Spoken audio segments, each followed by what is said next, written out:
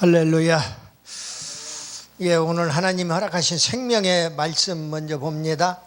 구약성경 창세기 41장 37절로 43절 말씀입니다. 창세기 41장 37절로 43절 말씀, 제가 봉독해 올릴 때에 살아서 역사하시는 주님의 음성을 들을 수 있게 바랍니다. 아멘.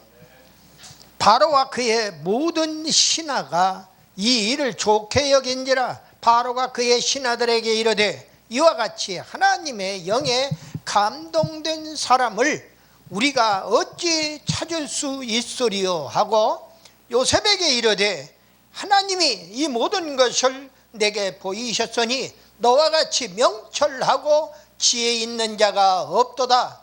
너는 내 집을 다스리라. 내 백성이 다 내 명령에 복종하리니 내가 너보다 높은 것은 내 왕자뿐이니라. 바로가 또 요셉에게 이르되, 내가 너를 애굽 온 땅의 총리가 되게 하노라 하고 자기의 인장 반지를 빼어 요셉의 손에 끼우고 그에게 새 마포옷을 입히고 금사슬을 목에 걸고 자기에게 있는 버금수레에 그를 태우며 무리가 그의 앞에서 소리 지르기를 엎드리라 하더라. 바로가 그에게 애굽 전국을 총리로 다스리게 하였더라. 아멘. 아멘. 잠깐 기도하고 함께 은혜의 말씀 나눕니다. 살아서 역사하시는 우리 아버지 하나님, 은혜와 사랑을 감사합니다. 이제 금년 한 해를 마감하는 12월 마지막 주간입니다. 아버지 하나님, 지금까지 인도하시고 또한 평강 가운데 지켜주심을 감사하고 또 감사합니다. 어렵고 힘든 고난 속에서도 주께서 건져주시고 또한 보호하시고 인도해 주셨사오니 정말 하나님의 은혜가 하여와 같습니다. 아버지 하나님, 금년 한 해를 잘 마감하게 하시고 다가오는 이민년 한 해 이제 포효하는, 이제 범처럼 포효하는 그러한 나라가 되고 그러한 백성이 되도록 은혜를 베풀어 주시옵소서. 이 한 시간 하늘문을 여시옵소서. 사랑하는 백성들 마음은 활짝 열고 말씀을 아멘으로 화답하며 하나님께 영광 돌리게 도와 주시옵소서. 믿사옵고 우리 구주 예수 그리스도 이름으로 감사드리며 기도드리옵나이다. 아멘. 손 들고 인사 한번 해. 할렐루야, 할렐루야.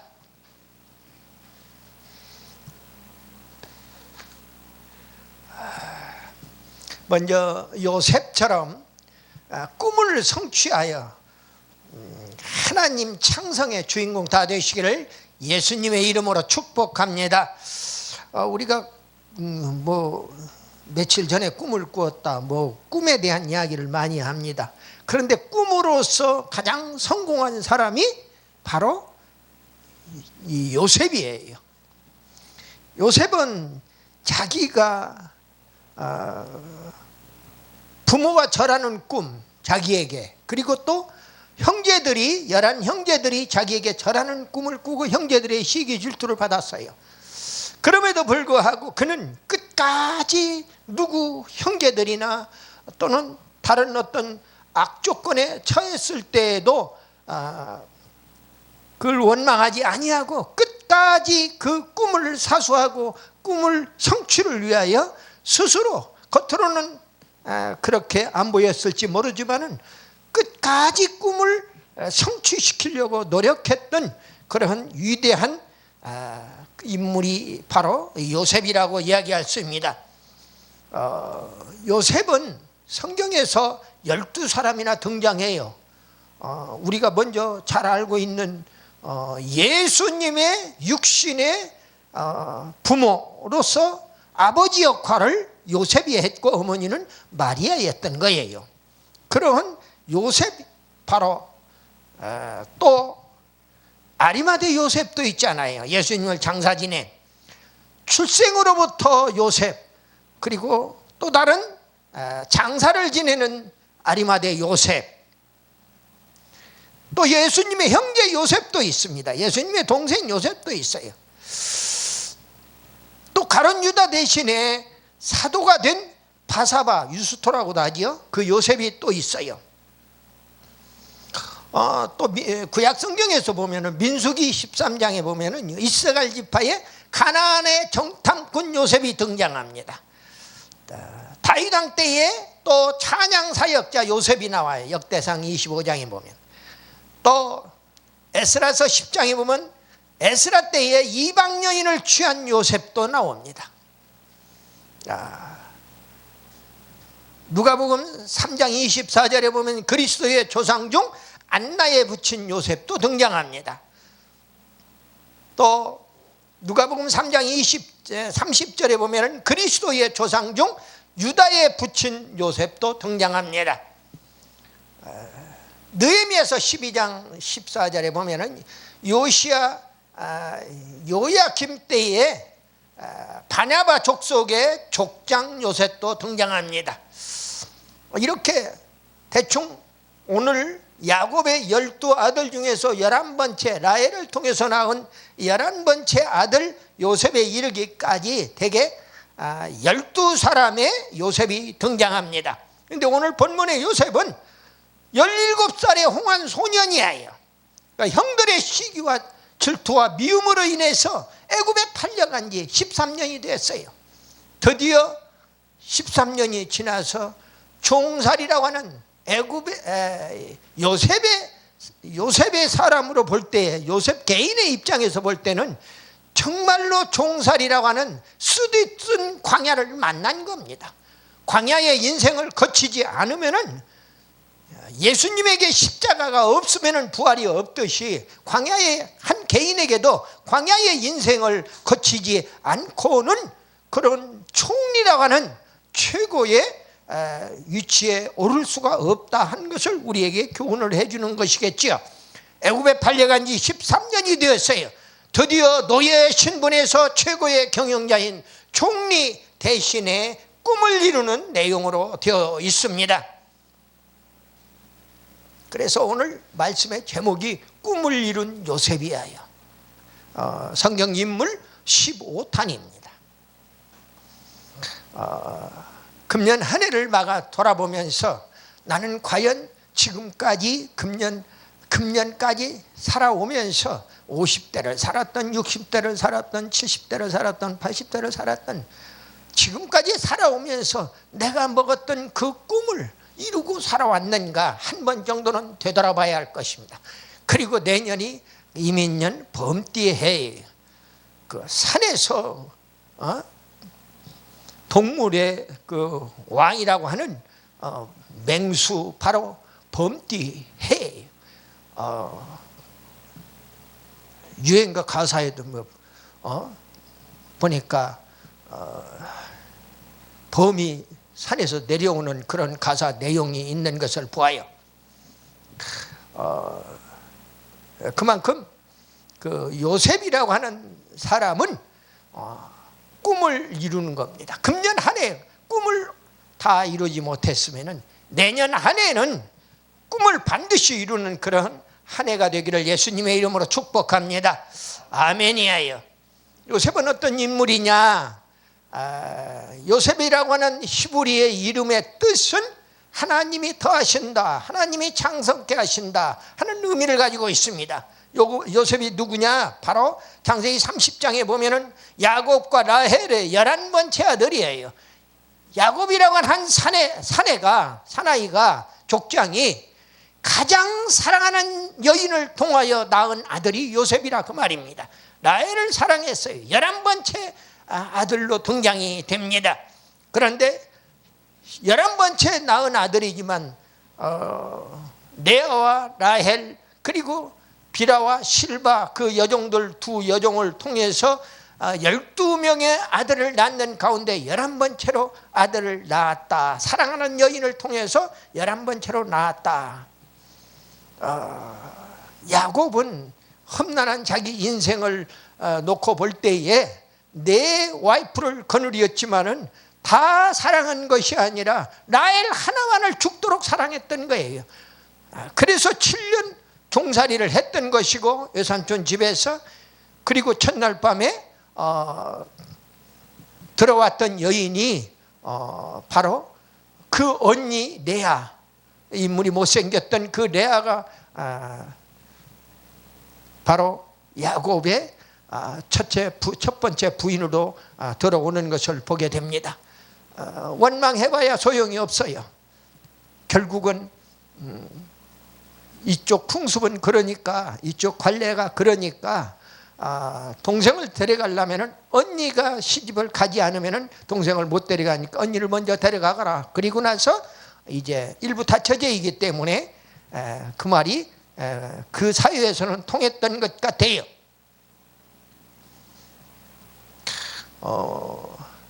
이러한 요셉은 야곱과 라헬의 11번째 아들로 태어났고, 야곱은 요셉을 총애했고 형들에게는 미움을 받았어요.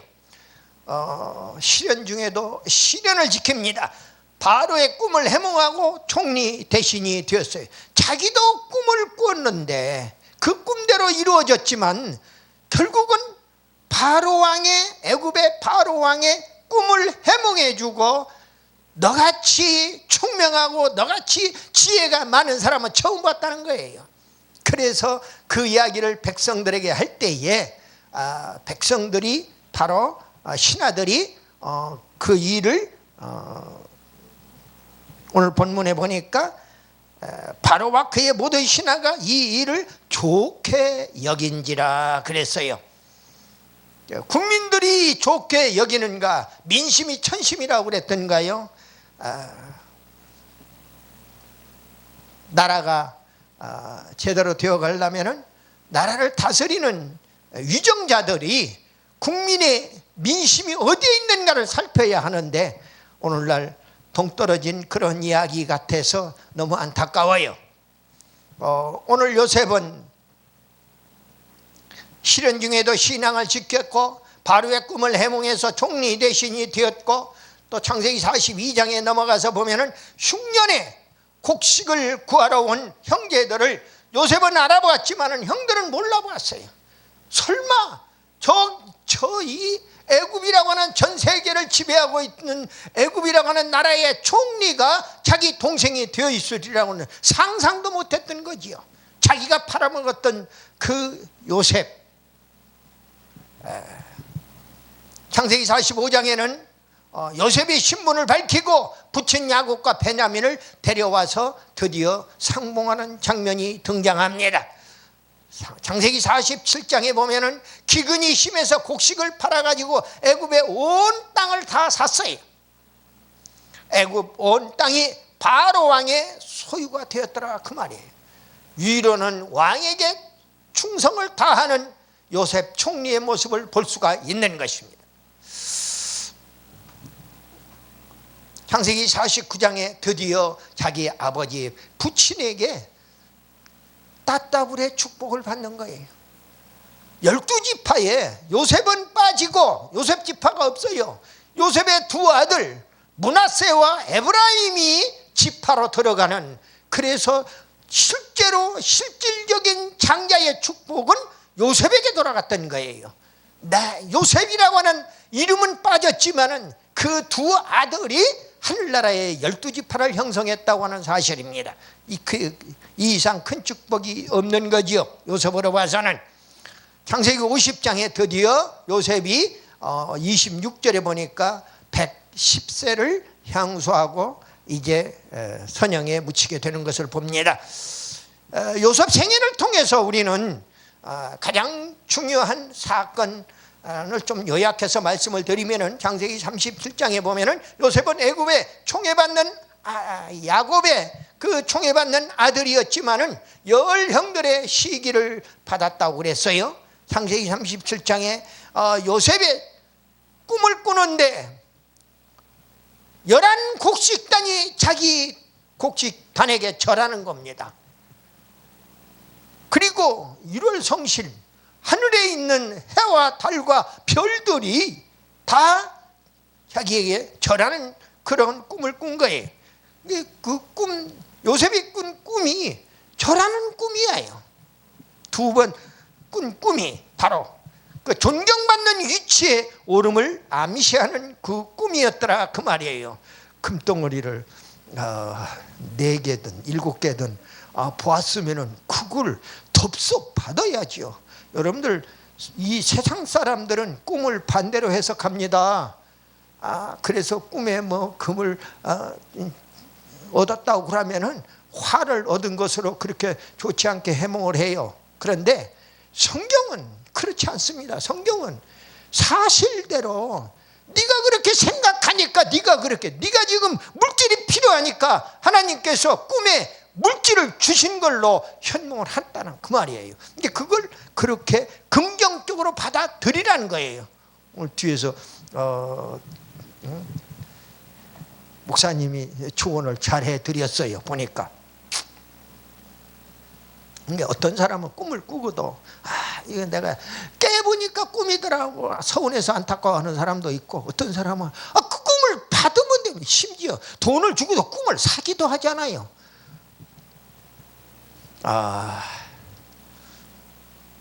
형들은 요셉을 죽이려 계획을 합니다. 창세기 37장에서 18절에 보니까. 그러나 장자 루벤의 제의로 이스마엘 상인에게 드디어 요셉은 팔려가게 되었더라 그 말입니다. 그래서 요셉은 종이 되어요. 요셉은 애굽의 시위대장 보디발에게까지 팔려갑니다. 결과적으로 요셉은 형통한 자로서 보디발의 가정 총무가 돼요. 하는 일마다 막힌 것이 없이 다 형통한 거예요.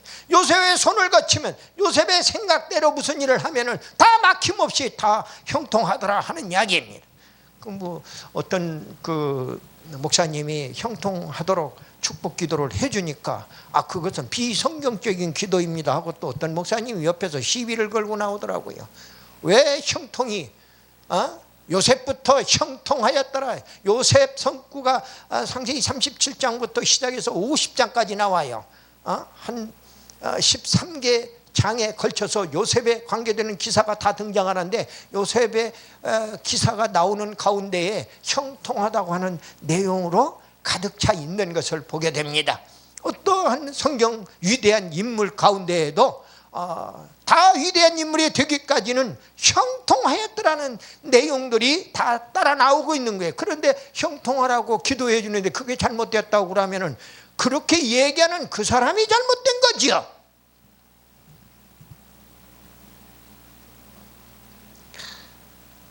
그는 보디발의 가정 총무가 되었어요. 종의 신분이지만은 그 종들을 다스리는 위치에 있더라 그 말이에요. 근데 하나님은 종의 신분으로 광야의 인생을 맛보게 하시는 거예요. 쓰디쓴 광야의 인생을. 광야에는 마실 물도 없습니다. 어렵고 힘들어요. 비바람이 몰아칩니다. 모래가 날려요. 전갈과 독사들이 우글거려요. 그런 곳에서 다 주변에 나를 잡아 죽이려고 하는 무리들만 있는 거죠. 심지어 피를 나눈 형제들까지도 자기를 미워해서 죽이려고 했던 그런 상황을 생각을 하면은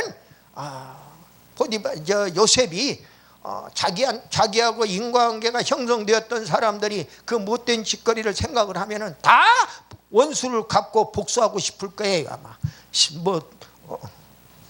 누가 그랬더라고 보니까요.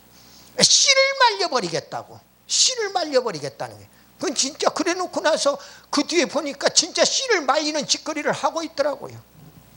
이건 아니온 시다예요. 이건 하나님의 말씀하는. 그리고도 교회에 나가서 집사랍시고 앉아가지고 기도하고 있어요? 말도 안 되는 이야기예요. 말을 했으면 행동이 뒤따라야 하는 겁니다. 그리고 그 말은 하나님의 뜻대로 이루어진 말이라야 온전하게 하나님의 응답이 떨어질 줄로 믿습니다. 또 요셉은 가장 참기 힘든 어려운 유혹을 뿌리치는데, 보디발 아내가, 보디발이 누구냐? 바로 바로 왕의 경호대장이에요. 시위대장. 오늘날로 얘기하면 경호실장이겠죠. 그렇기 때문에 집에 퇴근할 시간 없이 왕이 움직이는 대로 다 뒤에 가서 경호를 맡아서 해야 하기 때문에 혼자 자주 있게 되는 보디발의 아내가 드디어 그 안에 있는 집안에 있는 종들을 다 다른 데로 다 보내버리고 혼자 남겨놓고 요셉을 벌거벗겨서 동침하자고 유혹하는 모습을 성경에서 보게 됩니다. 이제 이런 것들을 보면서 안 믿는 사람들이 이러한 롯의 두 딸년들이 롯을 술을 퍼먹여 놓고 여자 형제들이 돌아가면서 씨를 받아내는 그러한 내용을 보고 모압과 암몬 족속이 그래서 이 세상에 등장하게 됩니다. 후손들이 그런 것들을 보면서 야, 성경은 이건 윤리적으로 비윤리적이고 비도덕적이다, 이럴 수가 없다. 근친 상관도 서슴지 않는 이 성경을 무드로 믿으라는 것이냐, 볼 수도 없는 것이다. 그 뜻을 모르고, 그러면 요셉이 종으로 팔려가지 않았으면은, 또 감옥에 들어가서 또 이 동침 유혹을 받지 않았으면은 그걸 거절하고 드디어 감옥에 들어가게 되는데, 감옥에 들어가서 드디어 바로왕의 술 맡은 관원장과 떡 맡은 관원장의 그 꿈을 해몽해주고, 그리고 드디어 바로왕의 꿈까지 해몽해주고 총리에 오르게 되는 것을 보게 됩니다. 요셉은 갑과 누명을 쓰고 투옥되기에 이르지요. 요셉은 술 맡은 관원장, 떡 굽는 관원장의 꿈을 해몽해 주었어요. 드디어 총리 대신이 되는데 바로의 꿈을 해몽하는 계기가 됩니다. 바로왕이 꿈을 꾸었는데 그 꿈을 애굽 전역에서 그 누구도 꿈을 해몽을 못 해주고 있는 거예요. 그때에 술 맡은 관원장이 복직이 되어서 이제 자기가 감옥에 있을 때에 요셉이라고 하는 청년이 있었는데, 그 친구가 그렇게 지혜가 있고 총명합니다. 꿈을 해몽을 잘합니다. 그래서 내가 복직될 것도 다 알려주었습니다. 떡 맡은 관원장은 죽을 것까지 다 알려주었습니다 하고 이야기를 바로왕에게 하게 되는 걸 보지요. 드디어 그는 이렇게 지혜로운 사람을, 또 총명한 사람을 처음 봤다는 것이죠. 그리고 총리에, 나라를 다스리도록 총리에 임명하는 것을 보게 됩니다. 그리고 그는 창세기 41장에 45절에 보면은요, 요셉은 사브낫 바네아, 세상의 구원자라고 하는 이름을, 새 이름을 받고 제사장 보디메라의 딸 아스낫과 결혼하는 것을 보게 됩니다. 님도 보고 뽕도 딴다는 이야기가 있어요. 뽕도 따고 님도 본다는 이야기나 마찬가지지요. 그런데 여기 세상을 구원할 자로서 요셉은 등장하게 되고, 그리고 제사장의 딸도 얻게 되는 것입니다. 아내로 어마지하게 돼요. 드디어 가족들이 자기에게 절하는 꿈 그대로 요셉은 이루어져요. 드디어 가나안 땅에, 창세기 42장에 보면은 가나안 땅에 흉년이 들어서 기근이 왔습니다. 46장까지 요셉의 형들이 곡식을 구하러 애굽에 왔을 때에 요셉은 형들과 상봉하고 드디어 관용을 베풀고 화해하게 이릅니다. 사실은 형들과 상봉을 하고 관용을 베풀었다 하는 이야기는 이 세상적인 이야기이고, 요셉은 한 번도 형들을 원망해 본 적이 없기 때문에 화해할 필요도 없는 거지요. 형들이 오히려 동생을 팔은 그 죄의식을 느끼고 있었던 거지요. 그러나 어쨌든 화해가 되었어요. 관용을 베풀었어요. 그래서 요셉은 꿈을 이루게 되었는데, 총리 대신이 된 그런 꿈을 이루게 되는데, 그 꿈을 이룬 요셉을 통해서 우리에게 주는 교훈이 몇 가지가 있습니다. 이 교훈까지 말씀을 드리고 말씀을 마치려고 합니다. 첫 번째로 진실하라는 거예요. 진실하라고 교훈합니다. 거짓부렁 좀 하얀 거짓말은 좀 해도 되는 거 아닙니까 하면서 헛소리를 짓거리는데, 아니오시다. 여기 보세요. 창세기 37장 2절에 보니까 요셉이 형들과 함께 양떼를 칠 때에 형들의 잘못을 아버지에게 진실하게 고했어요. 또 창세기 34절로 9절에 보니까 요셉은 형들의 미움 앞에서도 자신이 꾼 꿈을 진실하게 말했어요. 내가 미움을 받을지언정 시기 질투에 직면할지언정 진실되게 내가 꾼 꿈을 사실대로 얘기하는 거예요. 팩트는 팩트라 그 말이에요. 창세기 40장에 보면은요, 요셉은 옥중에서 꿈을 해몽할 때도 떡 굽는 관원장이 죽을 것까지 진실되게 얘기해 준 거예요. 하나님이 계시를 주셨기 때문에 그걸 내 마음대로 해석을 할 수가 없네요. 성경 말씀도 마찬가지예요.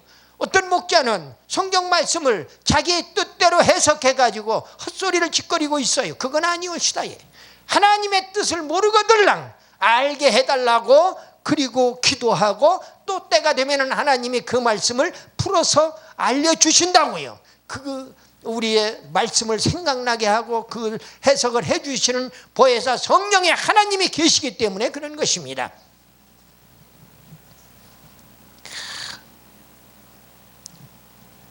요셉은 형들의 미움 앞에서도 자신의 꿈을 진실하게 말했고, 요셉은 옥중에서 꿈을 해몽할 때도 떡 굽는 관원장이 죽을 것까지 진실하게 해몽했다 그 말입니다. 그 진실을 하라고 교훈한다 그 말이에요. 그리고 거짓의 아비는 마귀예요. 내가 거짓 말을 하는 순간부터 나는 마귀의 종이고 마귀의 자녀라는 사실을 알아야 합니다. 두 번째로 순종하라는 거예요. 순종하라고 교훈해요. 창세기 30장 13절에 헤브론에서 60마일 약 한 250리 되는데 그 밖에 있는 60마일 밖에 있는 세겜 땅에서 형들의 목양을 구하라고 할 때 순종했더라 그 말이에요. 또 창세기 37장 18, 19절에 보니까 요셉은 형들이 죽이기로 꾀하는 위험이 있는 곳에 서서 순종을 했더라 그 말입니다. 그리고 세 번째로 믿음과 인내로 승리하라는 겁니다. 창세기 30장 28절에 요셉은 형들의 미움을 받아서 애굽으로 팔려갔어요. 39장 3절에 보니까 요셉은 애굽에서 종살이 할 때도 하나님께서 함께 한다는 믿음으로 인내했더라 그 말이에요. 종살이가 얼마나 힘들겠어요. 노예의 신분이에요. 잘못하면 채찍으로 얻어 터져요. 채찍으로 얻어맞는 그 채찍이 안 맞아봐서 알 수가 없지요. 요즘 사람들은, 우리 부모 세대들은 다 얼마나 어렵고 힘든 과정을 살아왔는가를 알아요. 너희들 가르치기 위하여, 자식들, 아들, 딸들 가르치기 위하여 얼마나 힘든 인생을 살았는가를 자식들은 몰라요.